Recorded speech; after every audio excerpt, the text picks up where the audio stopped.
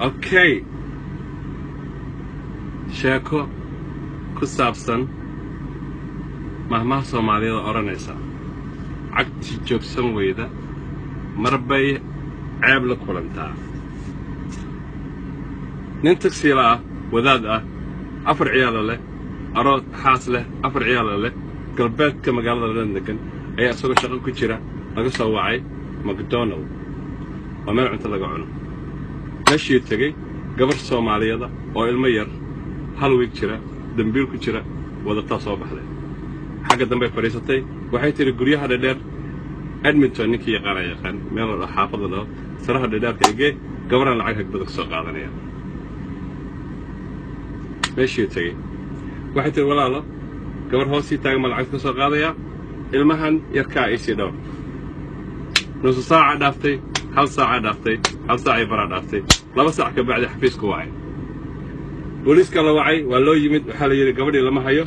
maadaama ay sabti tahay haweenna tahay ilmahan adan kugu qoraynaa saacadiina konta baan qaaday ilaa isniintana noo hay faraar laga qaaday sawir laga qaaday cadeena laga qortay ilmihii loo dhiibay gurigu tagay xaaskiisu u geeyay ilmihii hooyo Soomaaliyeed ilmo yar loo keenay waa iska garan kartaa alla baayay alla wiil yar qurux badan waayay bomarkii ka bedeshay oo qabaysay caanay siisay way seexisay sidii caadada ahayd telefoonay qaadatay hebla waxa dhacay ma ogtahay wiil yar baa looga tagay adayga baawarkiisa waa ku imaanayna guriga la sugu imaaday ilmihii la fiiriyay mid kamida waxay tiri naayaha maartid miya dhagihiisa waa isaga meesha taagan sankiisa ka daran waaba isaga naag baa u soo xortay ninka inta telefoon dirto waxa ku dhahdaa naagtii ilmaha ku soo tuurtay aade ilmahagana u geeday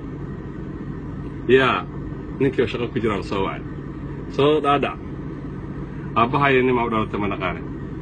waa maxay ilmahan adaa dhalay naagtii ka dhashay u gee anagana noo sheeg waxa sameysay ina fur booliiska la wacay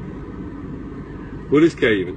wuxuu yiri arrintan ay gelisay harkayga iga burburinaysaane maxaa talaa booliisku waxay dhahdeen anaga ina ilmaha dhashay oo adigu wadatay maba ogeynba